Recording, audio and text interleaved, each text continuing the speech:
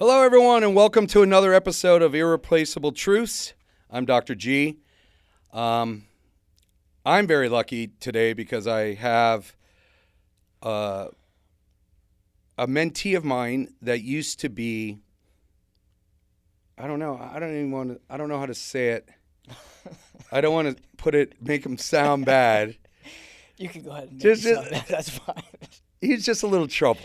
Yeah. This is Phil Snow. He owns the Professional Veterinary Assistant School. Yeah, OC Veterinary Assistant School. Oh, you switched the name on me. Yep. Orange County Yes, sir. Veterinary Assistant School. Man, I've known you, Phil, since before my first daughter was born. Yeah, I mean, it's got to be, 20-something years, right? Yeah, I think like 2001, 2002 is when I went to Canyon. It's Wow. crazy, yeah. Okay, so why don't you give us some history? Where were you coming from when you came to Canyon Animal Hospital in 2001? Well, that's a good question. So I was, I'm originally from Massachusetts, and I got out here by way of the magnificent United States Navy. And my last station was Coronado, and I could not go back, right? And I don't even really go back to visit anymore. It was just so beautiful out here. So when I got out, I had a buddy that was from Massachusetts that lived out here in Laguna Beach, and I called him up. I was like, hey, man, I can't go back. I can't go back to that miserable environment. And can I stay with you? And he was like, sure. And so then as soon as I went up there, I was like, man, I got to find a job. I got to find something to do. And I went down to Canyon Animal Hospital, and I had asked if I could just volunteer there. I just wanted to stay busy while I was out. And the manager at the time was like, it's okay. We'll pay you, right? And started out minimum wage working in the kennel. And that's where we met. What was minimum wage back then in 2001? I believe it was $6 an hour. Yeah, I don't know, $6. Yeah, you can live in Laguna Beach for $6 an hour. Let me tell you, folks, this is a guy who could tell you that's the truth. I'll tell you what, we lived in a beautiful place. We were right off of Thalia on the PCH side, and it was a one-bedroom, but we paid $1,300 a month back then, which is it's unheard of nowadays. It's crazy. I bet you that place goes for $910. Yeah, it's outrageous. Right now. Outrageous. Wow. Okay, so you started 2001, and you still didn't really know what you wanted to do. Sure. What kept you there?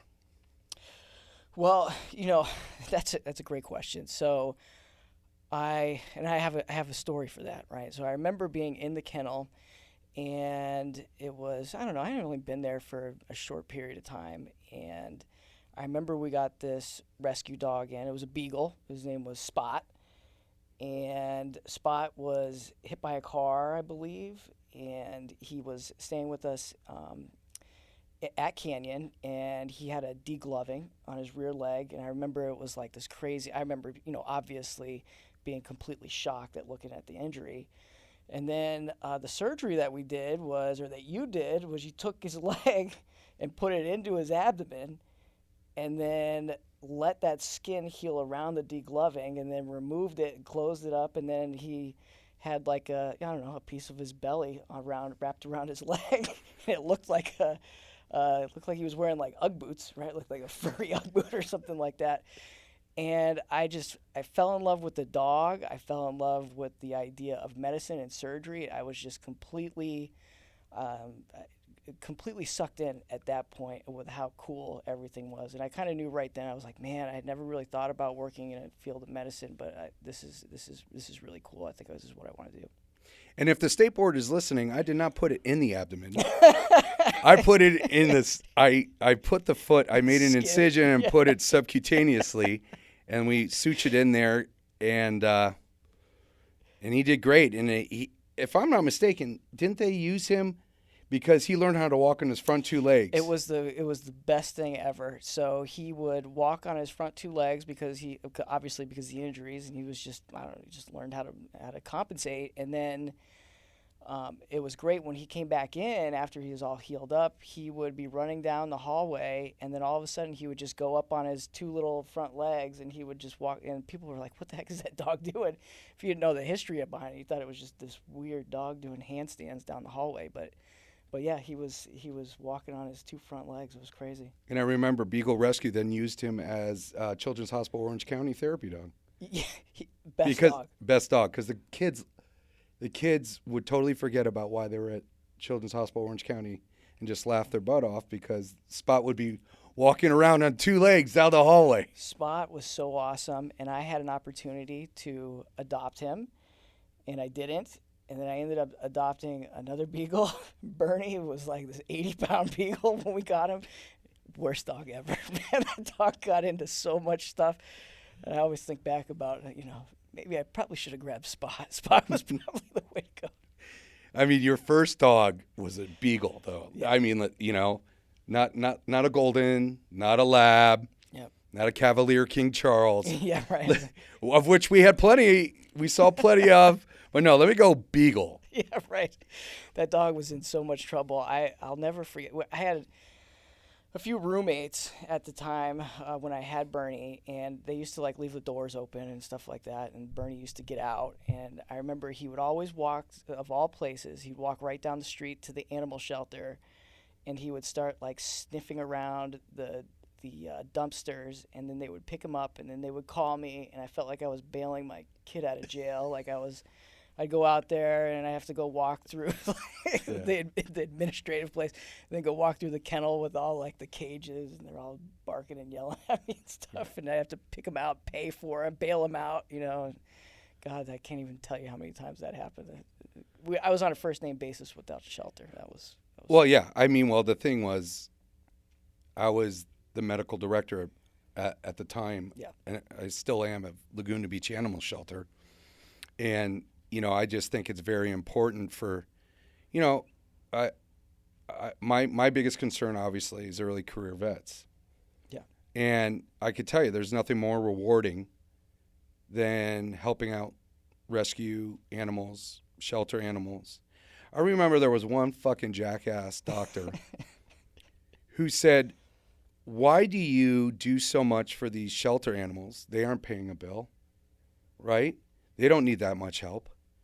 And I was like, "You motherfucker. They need 2 to 3 times more help." Yeah. Because they need to be placed. Yeah, right. They're the ones that need the most help, right? Yeah, that's crazy. But I digress.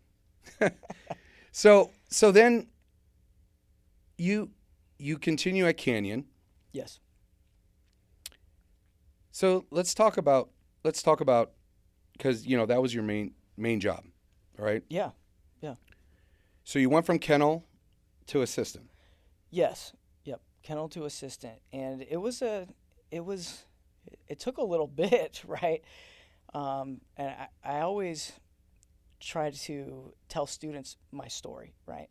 I think a lot of times we get people that come in and they're just like, okay, show me the secret handshake, right? What's the password to get into the treatment room, and and then that's it. But there's a lot that you have to go through, right? There's just learning that has to take place, and then also I think most importantly, you got to get the trust of the other assistants, technicians, and of course the trust of the doctor before you just go in there, right? And it was I think starting out in the kennel or reception, wherever those entry-level positions, I think that's really the best place to be in the very beginning, right? You're not going to make any serious mistakes or anything like that, and you're going to see some really cool stuff, and they're just kind of be eased into a little bit more stressful, right? And a little bit more, I don't want to say important positions, but you definitely are kind of playing with fire then at that point, right? So you don't want to just throw people right into that stuff. I think it could be a catastrophe. So when you said building up trust and building up relationships, how important is looking at cultures of practices for your students, for veterinary students, for early career vets? Because that's the biggest problem, right? Your students, early career vets, they don't trust themselves that much, much more than, trying to build the trust of the others and build a professional identity. Yes. So I just recently had this conversation with somebody that was they graduated and then got their license and then they were suggesting that they weren't ready, right? That they didn't feel ready. And I really went into the idea, and this happened with me, and it happens with a lot of students that I talk to. It's almost like this like imposter syndrome, right? Where you're like, man, yesterday, before I took my test, I wasn't able to do all this stuff. Now I took my test, now I'm able to do all this stuff.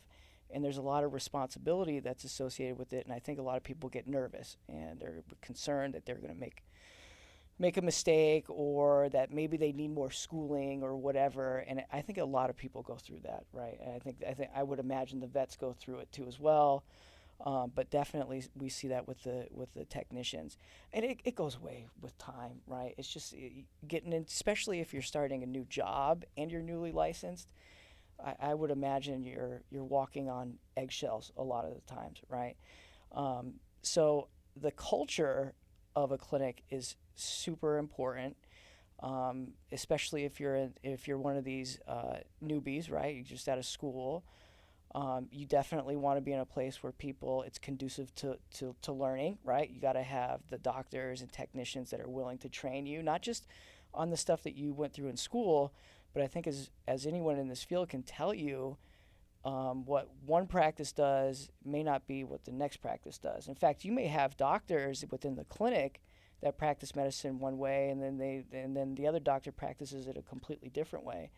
So you definitely got to be in a position where these people are willing to train you, right? And I think that asking those questions up front during the interview process is paramount, right? You definitely want to make sure that you are in a hospital that is willing to do a lot of training, right? There are going to be clinics out there that don't, and they are just, hey, you should know this, and it's sink or swim type situation. And of course, you've been around for a long time, you're going to be okay, but as a new person, you could imagine that struggle quite a bit.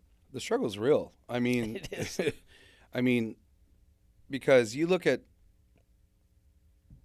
a lot of your students come to you, 2 years out of high school, 1 year out of high school, 4 years out of high school. Yeah, they're young. Yeah. They're young. So basically the veterinarians are only about maybe 4 years ahead of them. Yep. So I'm sure their struggles are the same. And it's just as important to mentor a doctor as it is to mentor your reception, mentor your assistants, your newly licensed technicians, your technicians, kennel. There's a lot of things they got to learn, and it's more. My argument is it's more soft skills. Yeah, I can't agree with you more on this, right? Like, absolutely. There is something about, I don't know, people that are hardworking, have good attitudes, respectful, right? That are good people, communicators, and I can teach anybody how to put a catheter in, right? I can teach anybody how to take X-rays, but you can't teach a lot. You can't teach a lot of those soft skills. Those things are developed as like personalities, as they are obviously growing up, right? And it's if I could stress anything to anybody that's like new, is you got to work on those things, and if you are a good person, right, and you are hardworking, then they're going to be willing to take a risk on you versus somebody who's completely closed off but maybe has a lot more technical competence. Because the person that you want to work with is obviously the former there, but absolutely those soft skills are key. We really try to drive home how important it is to be just hardworking, right? Just stay busy, always be looking for the next thing, like that type of stuff. It's okay to really smile. Key. Yeah, it really is. It's really okay to smile. No one's going to hold that against you to actually enjoy your job. Yeah. Because I told everyone, I was like, being a veterinarian wasn't a job, it was a career. Yeah. Like we would have 12, 14-hour days, and I'd be like, oh, well, no, we never missed meals. Food was always a given. But I'm like, I haven't gone to the bathroom today. I haven't gone outside. I missed back then when you started, we really didn't text messaging costs 36 cents Yeah, a text. right. But there was a lot that had to be done. But it was fun. I mean, back then, it was fun. What changes have you seen, in your opinion, since you started and where we are now?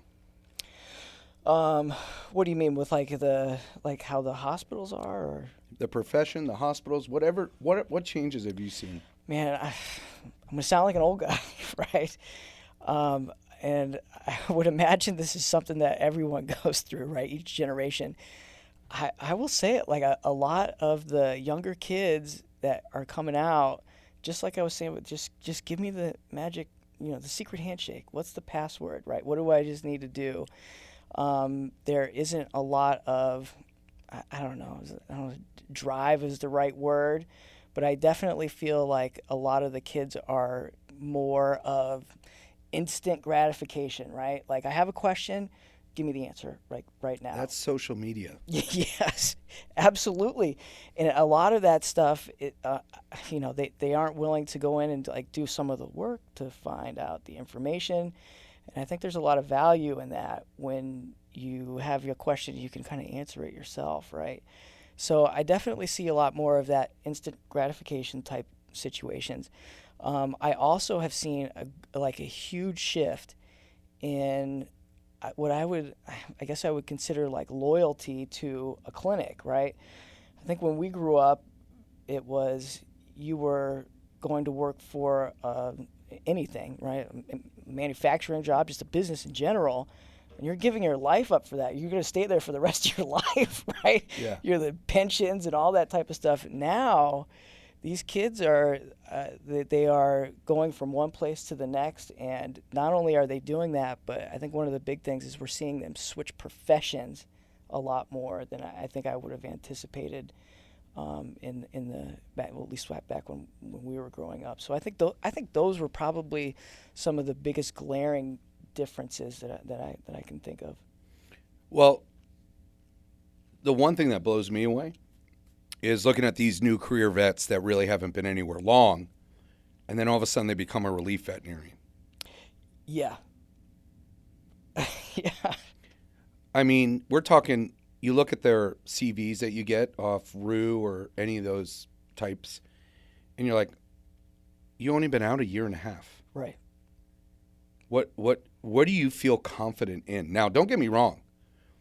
There are veterinarians that come out of school that are pretty confident in themselves. They believe in what they do. They know what they're doing. But that's the minority.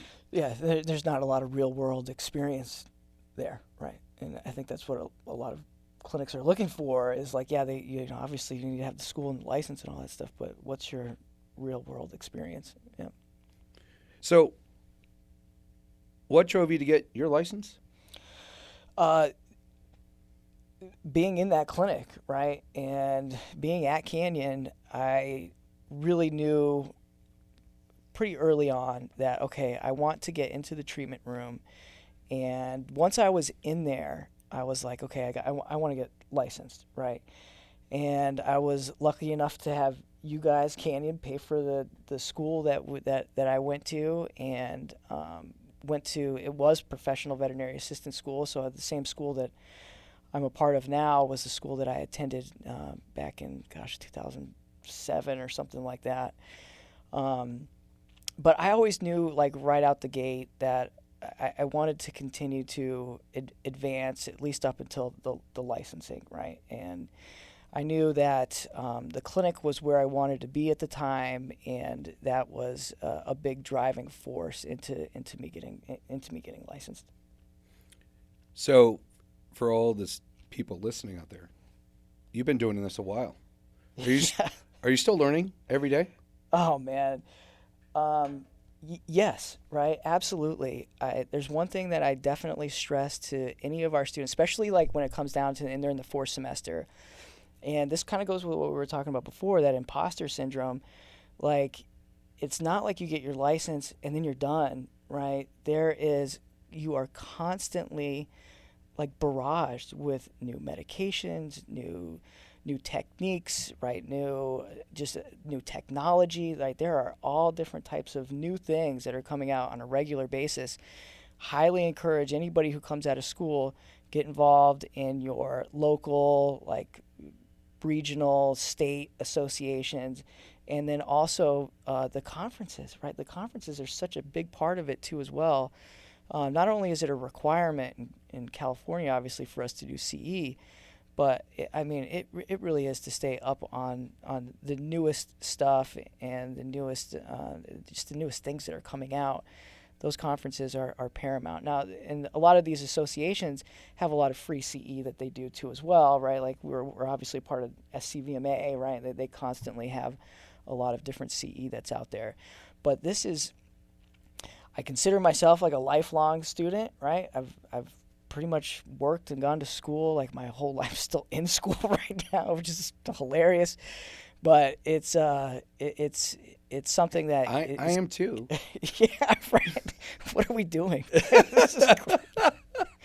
This is crazy. Yeah. But it's stressful, but I love it. Right? It's a good stress. I enjoy like learning and also having all these other responsibilities too as well. But you got to stay on top of it, or otherwise this profession is just gonna pass you by. Right? It's gonna really pass you by. So, what would you say to any student, veterinary or technician, that comes out and thinks that they're going to be perfect? There's no way it's not going to happen, right? I think that I definitely drive this home with my students too as well, is that, look, everyone's going to make mistakes, right? My goal here is to make sure that you don't make the catastrophic mistakes, right? There are going to be things, just human nature, right? People are going to make errors, and it is okay, right? The biggest thing that I can give as advice to anybody is you got to learn from it, right? I don't care what happens. You don't want to make a mistake, not learn from it, and then continue to make the same type of mistake, right? That's where people are going to get in really big trouble. But everyone makes mistakes. It's okay. I think you just use it as a learning opportunity, and then you just carry on and make sure whatever it was doesn't happen again. So if someone does make a mistake, what's the most important thing you tell them? Yeah, that's a good question too. You got to fess up, own up immediately, right? There is, and we really drive this home in the very beginning of the program, and that is, like I'll give you an example of, I don't know, maybe you're cutting a mat, right, or something like that, and you nick the skin, right? What do? Do you ignore it? Do you try to glue it? There's all different things that people can do, but eventually it's probably going to be found out, right? And not that we're doing this as we don't want to get in trouble, but just as from a character standpoint, you make a mistake, you got to own up to it. Now, take that example, you make that little nick in the skin, we tell the doctor, right? Obviously, we learn that we don't want to use scissors like how we were using them with the mat. But, we take care of it. Maybe we give some antibiotics, they close the wound, we tell the owner, all that stuff.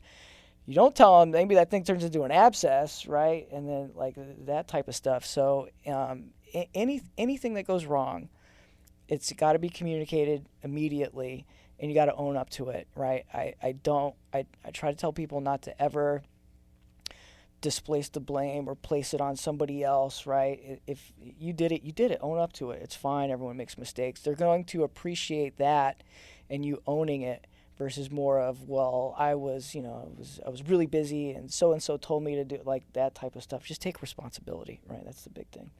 So a lot of these veterinarians that we call shady, let's just say shady. Okay. What's the one value they're missing the most? Like honesty, integrity, right? I think that really is the biggest thing. I think that as long as you are not trying to, pull the wool over people's eyes, right, and intentionally trying to misdirect them, I think that's one thing. But when there is actual intent out there to deceive or something like that, then that's where really big problems come into play. Without naming names, have you ever known doctors that were like that? Oh yeah, I mean, and not only do we know them, but like you also read about them too as well. Like there's all kinds of crazy stuff that goes on in this industry. I remember something that, I mean, it's not incredibly recent, but I remember COVID, right? I remember there was this doctor that was out there, and I remember seeing, I don't remember where I saw it, but they were taking advantage of the coronavirus vaccine by like highlighting the fact that they had coronavirus vaccines for dogs, and they were charging outrageous prices. They're just playing on the fear of people, right? And so here they are charging $150 for a corona vaccine or whatever. And obviously it's not COVID, right? And it's just, there's just stuff like that that happens all the time. It's just outrageous, but it's just part of the human nature, I suppose. Yeah, I mean, I always feel like those veterinarians that try to make a quick buck are going to get, karma's going to come back and bite them in the ass. Yeah, absolutely. I mean, because karma is a legit thing in this profession too. Yeah. Those clients that are absolute nightmares to deal with, karma always seems to come and get them. Yeah, I would agree with that. Now, funny story, I just remembered. This poor lady was so upset because my partner in crime diagnosed her puppy. It had bloody diarrhea, and he said it could possibly be parvo, but I think it turned out to be Giardia or coccidia. Remember how upset she was? What did she do? I don't remember. She drove her car right through the front. Oh my God! Front door. That was that lady.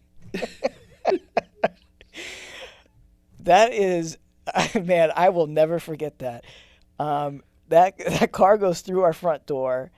I run up there, and here's the lady. One of the pillar went through the front windshield. She missed decapitating herself by like 4 inches. Yeah, it was incredible. And then the puppy is under on the passenger seat. I help the lady out, and I go in and I get the puppy.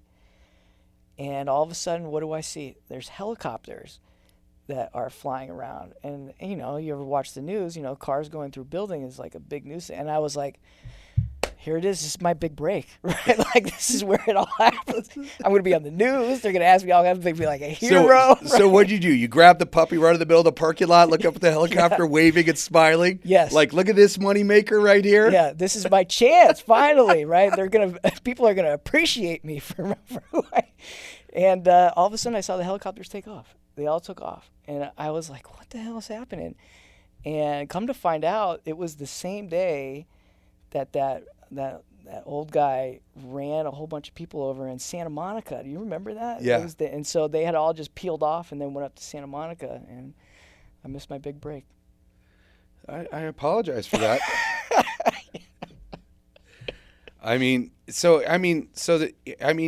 If you know, all these early career professionals, yeah, in veterinary medicine, I mean, there are some crazy stories, and you're not the only one that's been through it.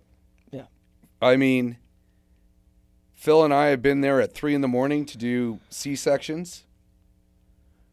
Were you there that one time my partner in crime decided to use ketamine Valium to induce a bloodhound C-section at 3 a.m.? Yeah, I believe so. Right. It took freaking 20 minutes to revive those puppies. They were so stoned. Yeah, we were there for quite a while. Yeah, but I do remember quite a few bloodhound C-sections. Right.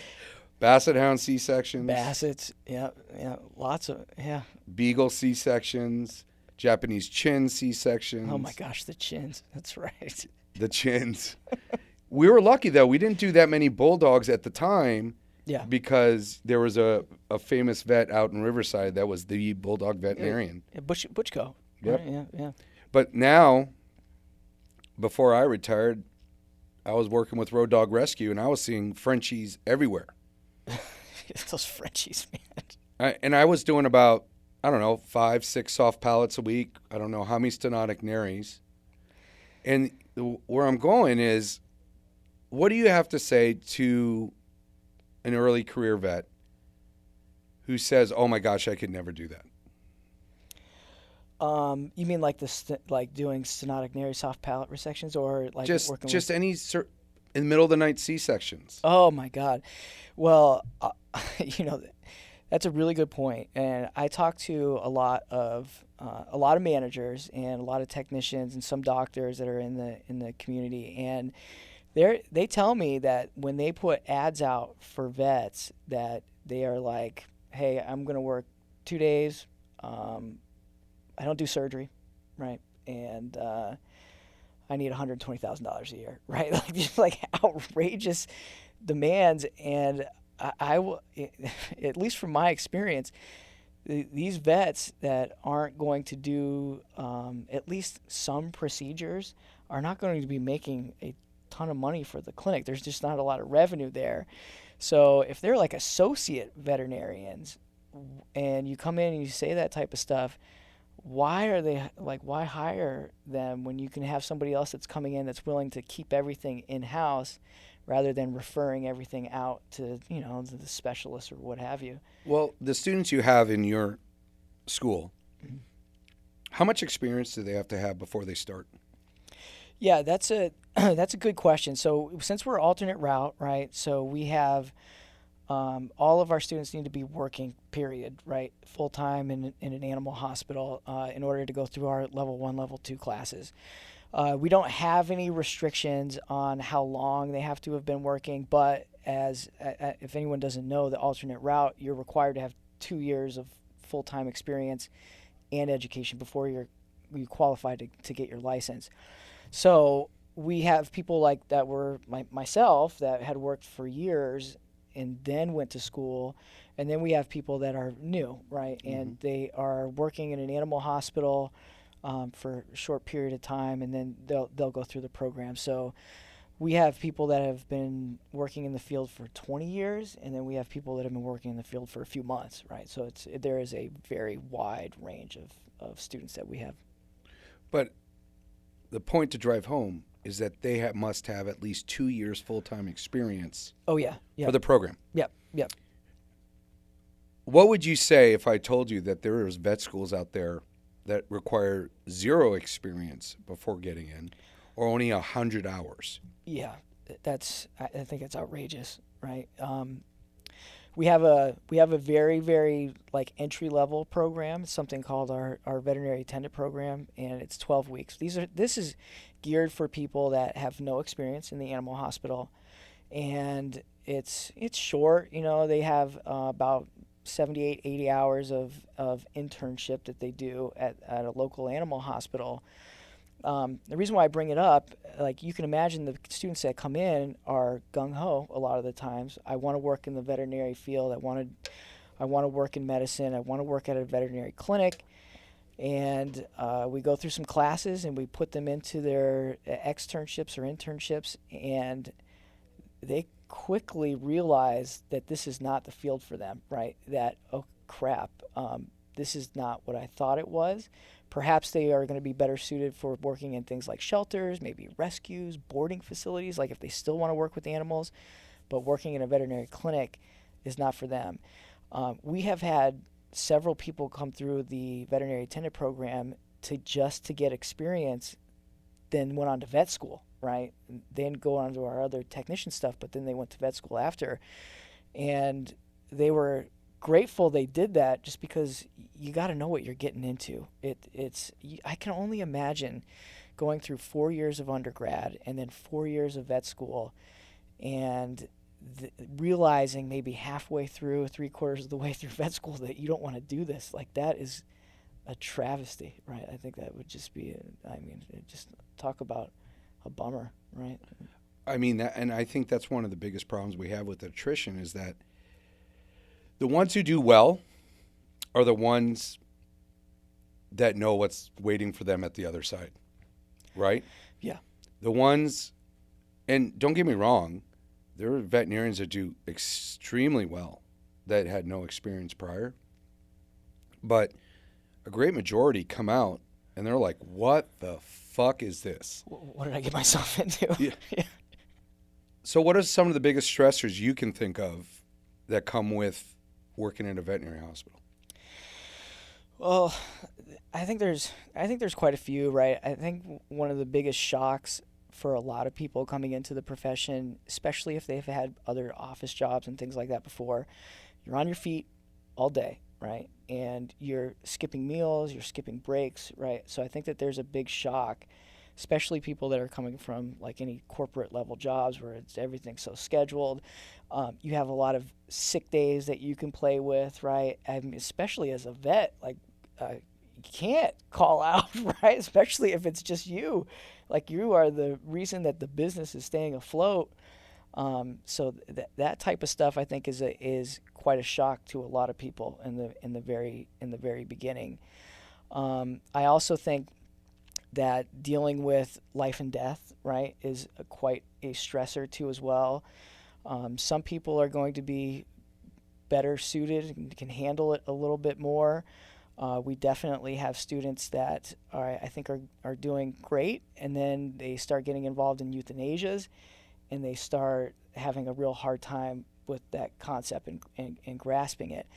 I'll never forget, I had a student that came back, and I really liked her. She was awesome, and she had her, I think it was like her first or second shift at the animal hospital, and I was asking her how it went, and she was telling me that she was a part of her first euthanasia, and she started tearing up and also like kind of laughing at the same time. And I was like, oh, this has got to be a terrible story coming, right?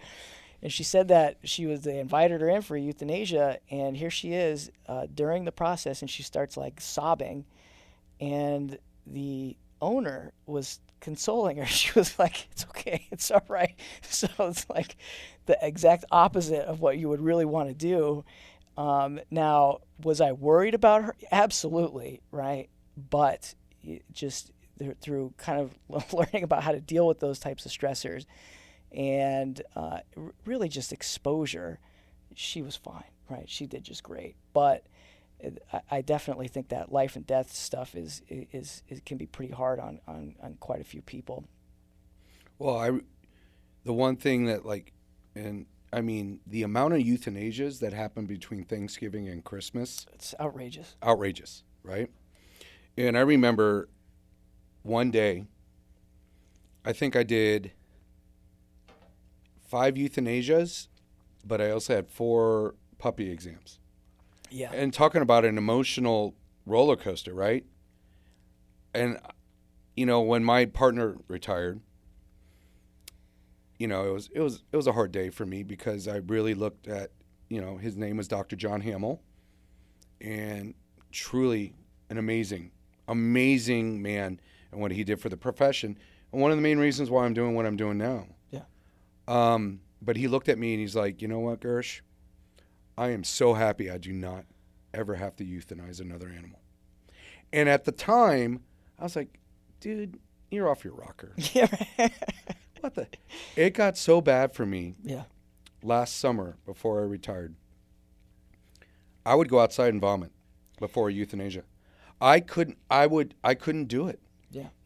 But then it finally caught up with me, and I actually talked to my therapist about it, and they're like, and they brought up the Buffalo Bills player that died on the field that they brought back to life and how it shocked the world, Mm-hmm. right? Yeah. And he's like, did you see those ER doctors on the field? They weren't shocked. They deal with that every day. They do CPR 8-10 times a day in emergency rooms. But eventually your body will just, that wall will break down and then it will hit you. Yeah. I mean, my wife's, who's still practicing full time, I can't even talk to her about euthanasias because it just triggers that in me. It was so bad. Not Marley and Me, but the movie, I think it was called Canine, that had the military guy and he had the dog and they wanted to euthanize the military dog. I couldn't even sit through that movie. I was there with my kids. I was like, oh, I'm going to go buy more popcorn. I couldn't even sit in there. I was sweating. Couldn't even talk about it. Yeah. Couldn't even watch it. So what do you think about clients? Are they a stressor? Yeah, absolutely. Absolutely, right? If you talk to anybody that's in the profession, they will tell you so, right? I will say during COVID, I had never seen so many happy technicians and assistants because everything was curbside, right? It was such a minimal amount of exposure to these guys. So yeah, right, absolutely. But at least in my experience, some of these clients that people complain about, they very well may be paying one or two people's whole entire salary for the year, right? And yeah, they might be a bit of a headache, and they might give some problems to the staff and stuff. But man, they sure do love their animals, and they'll do anything for them. So you take the good with the bad with the clients, right? And it goes back into what we were talking about earlier with the soft skill stuff, right? Like that stuff is so incredibly important. You got to be able to talk to people, and you got to be able to diffuse situations, right? It's very, very important. The whole communication aspect of it is paramount. I think a lot of the times, clients, especially when they're upset, there's just some unmet goal or some frustration or something like that, and perhaps they don't feel like they're being listened to or what have you. Just talking to these people and trying to get to the bottom of why it is that they're upset is so key, right? And you can not only diffuse the situation, but you can kind of come up with these types of win-win scenarios, right? Where so now they're leaving the clinic happy, right? Versus them leaving upset and going on Google reviews or Yelp or whatever, right? Good segue, because that's where I was going. I think if you communicate and you're open and honest, integrity, yeah, you're not going to get that Google review. You're not going to get that Yelp review. And the problem is that these early career vets now, with their social media, they are so in tune to what people say about them that they see it immediately. Yeah. So what was your craziest client story you can remember? Oh, boy. You got to go through the Rolodex, right? Yeah.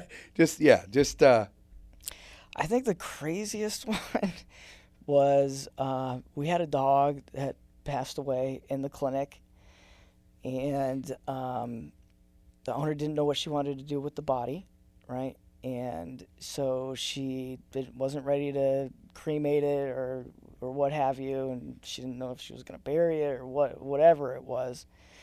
And so she's like, I'm going to take it home, and then we'll come up with a decision afterwards, right? And how long did that decision take? Well, we hadn't heard from her in a few days, and so we were like, let's reach out to her. And so I had the the shortest straw to make that phone call, and she had told me that she wasn't sure what she wanted to do with the dog yet, but she had been sleeping with the dog in the bed for the last few days. And I remember my jaw just kind of dropped, and I was like, what do you mean? Like, this is like, what do you, like, I didn't even really quite grasp what she was really telling me, but I was like, the wheels start turning. I'm like, oh my gosh, she's been sleeping with this dead animal for a few days. And that was definitely on the top. And I mean, we could go down the line, but that was definitely one of the ones that come to mind first always. Did you or did you not have a client talk to you about heroin use? Heroin use? I don't remember. I definitely remember. Or was that just the front desk? I remember someone trying to offer to pay with OxyContin. I remember that one, right? Is that yeah, that was ironically one of the same person, I believe, right? That's crazy. And it's not politically correct to say this, but I remember I had a professor tell me, my senior year in vet school, about client communication. This is what I learned about client communication. Not everyone who owns an animal is crazy, but all crazy people own animals. That is so true, right? I agree with that wholeheartedly. Right? And the other thing that they told me was 3% of your clients are going to make you hate your job. Yeah. So would you agree you could easily figure out who the top 10 clients are in every practice if you're there long enough? Oh, yeah. Yeah, for sure. And those are the ones you really need to worry about. Absolutely. Yeah. I mean, Because those ones that come in just want a freaking vaccine, just want to cause shit, yeah. complain about other veterinarians. Yeah. I mean, if a client comes in immediately coming in for a second opinion, instead of telling you what's going on, starts off the conversation complaining about the other veterinary hospital she was at or he was at, red flag. Yeah, absolutely. What are some other red flags you could think of? For clients, oh man. Just to prepare people. They need to know. I mean, because no one sits down in school and tells them, you got to be careful. I mean, I'm hoping to have Bonnie Lutz on this because she's the attorney that protects. She writes all the articles called Covering Your Assets and basically is the attorney who defends all veterinarians across the country against state boards. And she comes up with all of the red flags. The other one, this is my fur baby. Oh yeah, right. Yeah, that's definitely a big one, right? Like maybe I don't have kids or I do have kids, but this is also my child, right? Like the elevation of the companion animal, right? Like up to that human status is, yeah, I don't know. That could be a red flag for me for sure. Yeah. Yeah. You don't have any other ones to give out? Come on. You were there long enough. I just think you can kind of tell, like, it's weird. Like, I would just kind of have a knack for figuring out who was going to be a difficult person. They definitely are way more overbearing, right? They want to be involved in every single minutia of the experience at the animal hospital. They perhaps don't want to be separated or from their animal, but to a fault. You know what I mean? I think none of us go into the hospital and we are okay with the animal going in the back. You're concerned about it, right? But you can just tell they're very overbearing. They also may try to. I think another red flag was people that are trying to persuade you into medical decisions. I think that is it would probably be a big one for me too as well, where I don't know, you're leaning in one direction and they're literally forcing you into the because the Google other side. told them that. Yes, right, exactly. So they already have this preconceived notion about what their diagnosis is, and even though they may be wrong, they're going to hold it to that, right? So I think those overbearing personalities are red flags for me for sure. So let's talk a little bit about mentoring. Yeah. And I'm a true believer in this. Do you think these early career vets can lean on these technicians and assistants that have been working in the field for 15, 20 years? Yeah, I mean to an extent, right? And I did this too myself, right? We had hired some young vets, and I think that just like we were going before, right? You are new into the field, right? You're walking on eggshells about how you should be practicing or how the clinic practices medicine. Absolutely, I think that especially if the technician's somebody who's been there for a long period of time, and they have some questions about just the regular practice and some of their methods. Absolutely. Now, I want to be clear that that I don't think the technicians should be directing them on diagnostics and stuff like that. However, like there are going to be a ton of questions that the new vets are going to have just about like the inner workings of the hospital, and absolutely you should lean on them for that type of stuff. I think that there are going to be some questions that are obviously going to be more suited for your veterinarian companions, but a lot about just like the inner workings of the hospital and how things are done. Absolutely, I would lean on those technicians hard. Right, because there are also technicians that will make an early career vet their life fucking miserable. Yeah. Absolutely. Miserable. And that's something they need to look into. Like you have this overbearing tech that's been there, let's say 25 years, and God bless them, they've given their heart and soul to this practice. But they also do not make the best teachers or someone to lean on because they've already been doing it. And I think a lot of times older veterinarians, older technicians, they forget they were in their shoes at one point. Man, I can't even so it's like an ongoing joke in my classes, right? Like we have students that come in and they're like, "Oh, I wish somebody would teach me more. I wish they," and I'm like, hey, "Okay, please remember that All right. And then when you do get to that point and I call you up and I'm like, hey, I got somebody that needs you to intern or something like that, don't forget about it. And what do they all do? Nah, I don't think so, man. Don't send me the newbies, right? Right. They don't want to get involved in the training aspect of it. They forget that they were there and they needed somebody to help them out. So I think there's a lot of value in if you are a technician or you're a vet and you want to help the new people, right? That it's you. The idea, at least for me, would be you want to elevate everyone in the practice and get everyone better, right? Everyone's job gets better like that too as well. It gets easier. So the training is so key, right? So key. So when you have people that are new to the profession, I know everyone worries about work-life balance. And yes, I understand. I understand work-life balance. How do you explain to your students this is some of the things you need to do? Yeah, well, I don't know. I kind of always had a problem with the idea of work-life balance, right? And what I mean by that is very rarely is it like completely even. There are going to be times when you need to lean in on more of personal life, and there's going to be times when you need to lean in more on your professional life. But you got to know what stage of your life you're in, right? Like for me, I've got 3 kids, and they require quite a bit of attention. They're really young, right? However, Gosh darn it, fucking kids! I fucking ruin everything, man. But they. Hey, at least you still have your hair with 3 kids, dude. I got 3 kids and I'm baller than balls. It's just the way I comb it.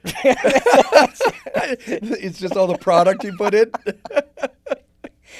Yeah, but they. But early on, I mean, God, when you're young, do it right. Work hard, and if you're one of these people that are, starting a new clinic or starting a new job, you better lean more into your professional life, right? And you got to get things up and going.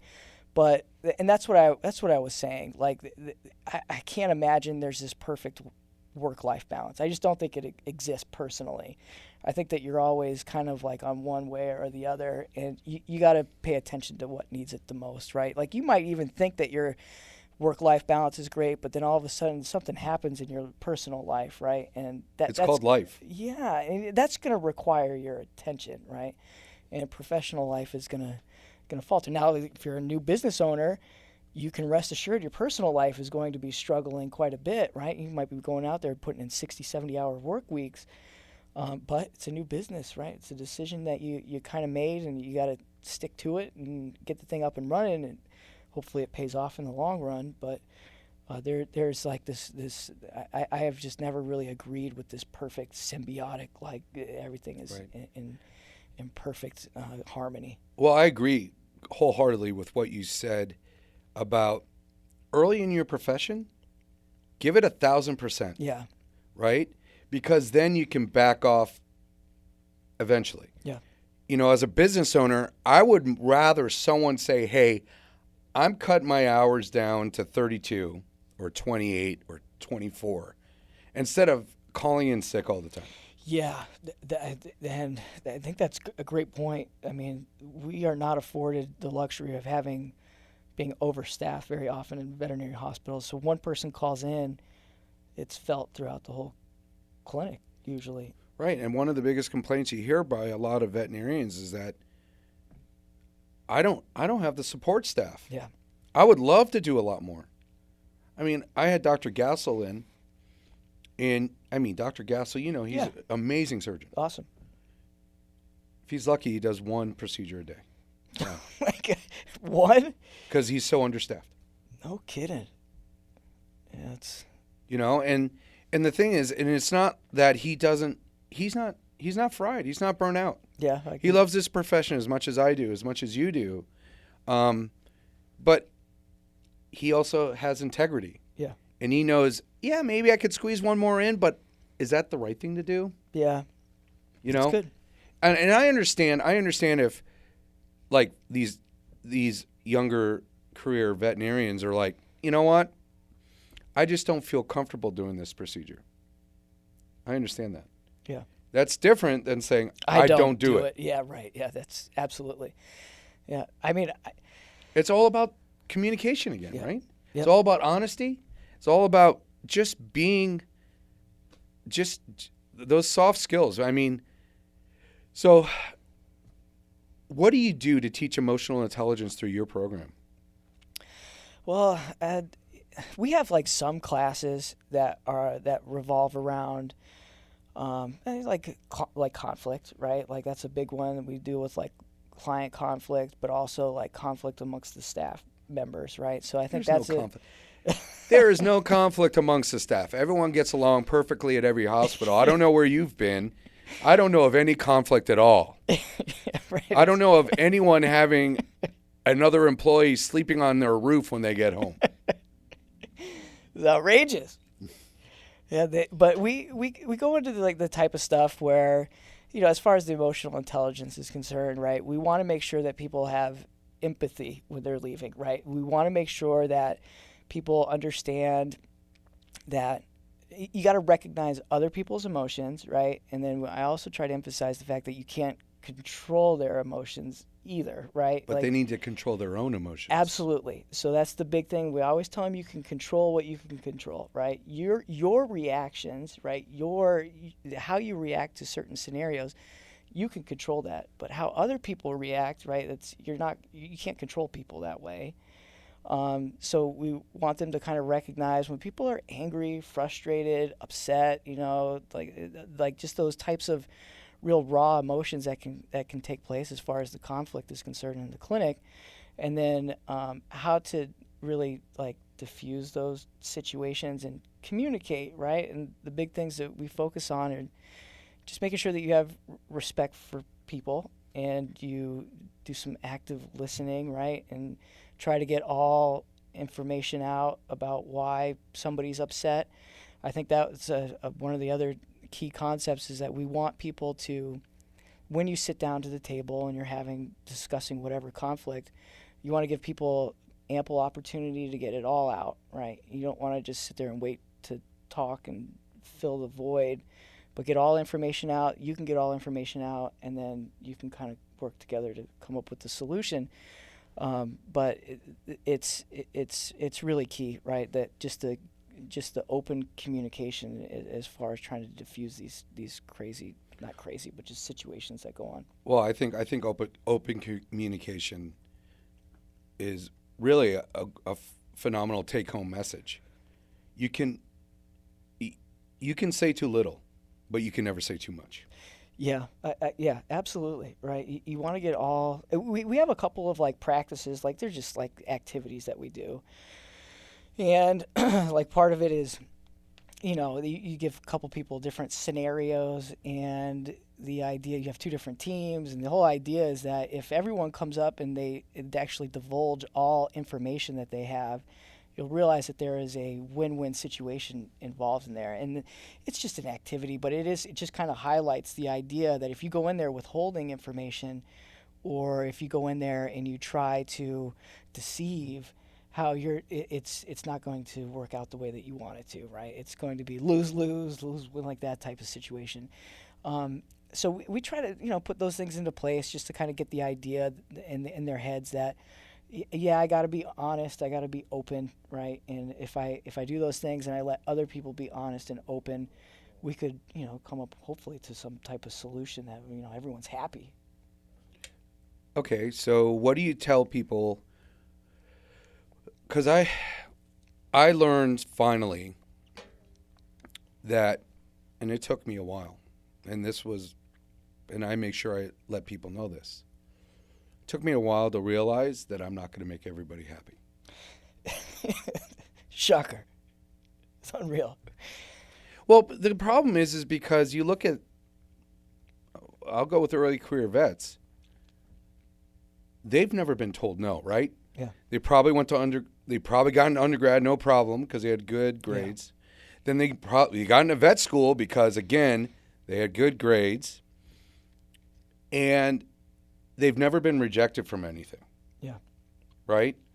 And that's kind of how I was, right? I had a 2.6 graduating high school, but because of swimming, I was able to go to whatever school I wanted to. Not Ivy League. I wouldn't go Ivy League.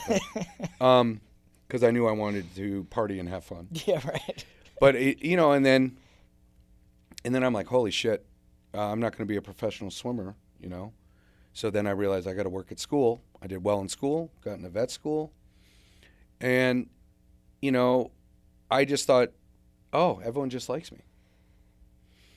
And I finally realized a lot of people can't handle my personality, which is loud, obnoxious, and I don't take a lot of stuff seriously. Yeah. And I think that's why, when I finally figured out that I'm not going to make everybody happy, I didn't care about what they were saying about me on Yelp or Google reviews or any of that stuff. What do your students expect that everyone's going to like them? I know I can't be the only one who thought that way. Yeah, I hope not, right? We definitely, I'll try to give us like some of my experiences. This definitely goes into some of these things with like the conflict and communication stressors and stuff like that. Going back to you can only control what you can control, right? And I think that if you have any type of issue with somebody or a conflict or anything like that, look back and think about what it was that you did or said, and if it aligns with like your values and it was, honest and you did it with integrity and stuff like that.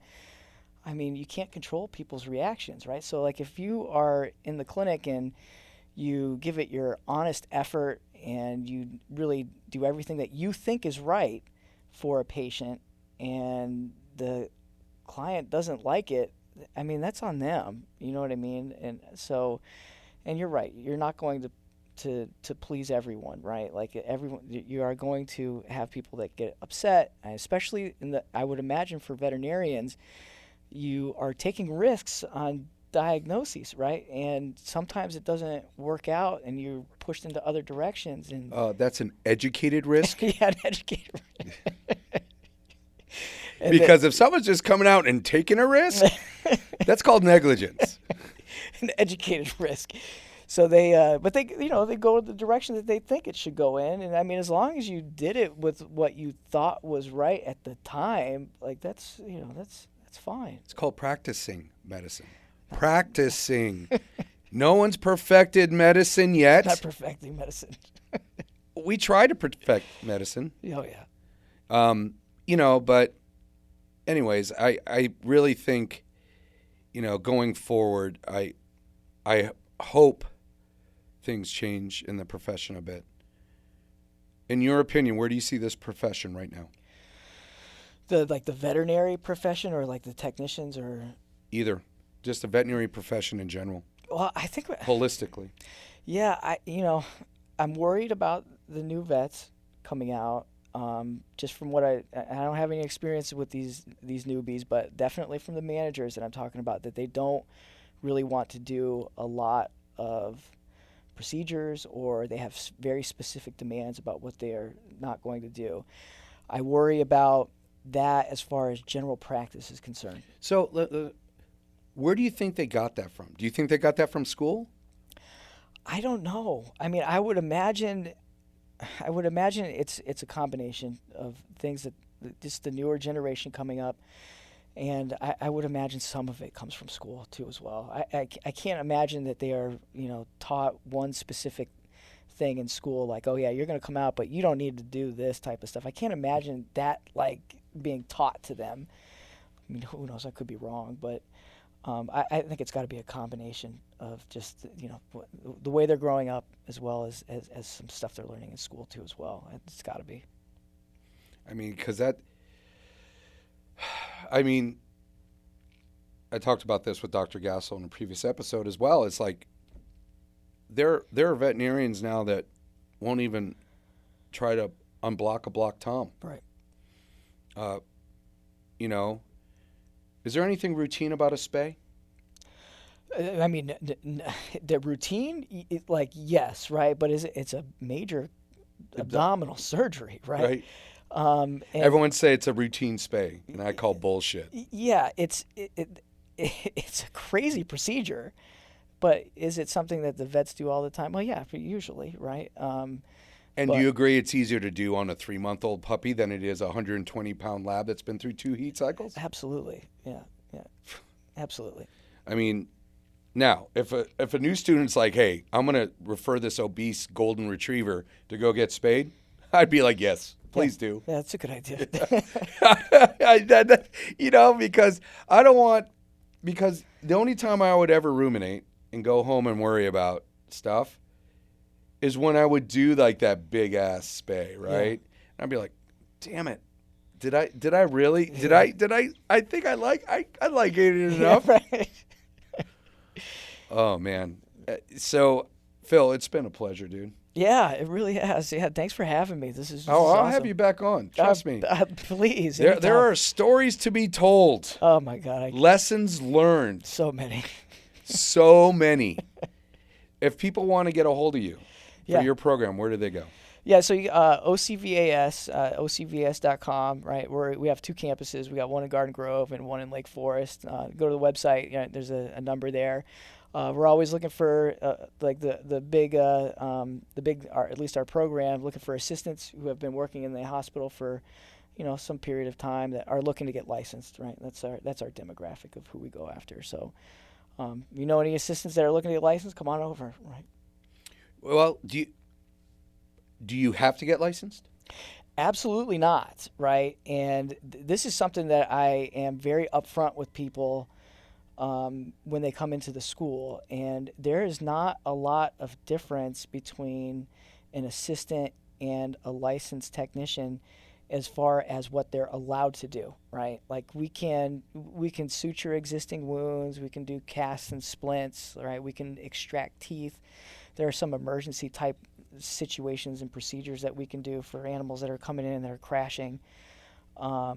But that's like it. Like everything else, like you don't need to be licensed to take X-rays. You don't need to be licensed to, do dentals. You don't need to be licensed to put in catheters or anything like that. Monitor anesthesia.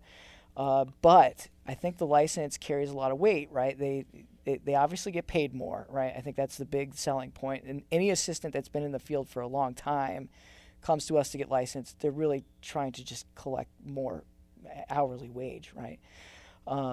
But there's just not a ton of difference between the assistant and the technician as far as the skill sets are concerned, right? Or what they can do. The license suggests that you have a lot of know-how, at least, or I would like to say like why you're doing the things that you're doing. And I think that assistants are very good at knowing what to do, but not why they're doing it, right? And I think that's really the big separation that we see with the licensed technicians and and assistants. Yeah. Well, Phil, it's been a pleasure. I say hello to your beautiful wife for me. Yeah, we'll do. Yeah.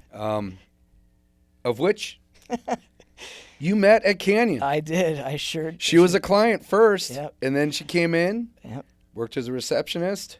Hated me. Hated you. That's right. Asked to be work separate shifts. It's crazy. It is crazy. Well, I met my wife at the interview at vet school. So veterinary medicine, I mean, obviously rewarded you well. Yeah, very much so. I tell people this too, especially the newer people coming in. There's not a day that I look back and I'm like, man, I wish I would have gone into a different profession. Or I've always felt like even though I'm not in the clinic anymore, I still feel like at least I'm training the new people that are coming out, that are going out and helping animals, right? So I was always happy. I found it very rewarding to be in this profession for sure. Sounds great. Well, thank you for listening. If you want to have any ideas or thoughts or questions, just email me at drgvetmedit@vetmedit.com. Talk to you soon. Right, man. That was pretty good. Was that fun? Yeah. Around we go.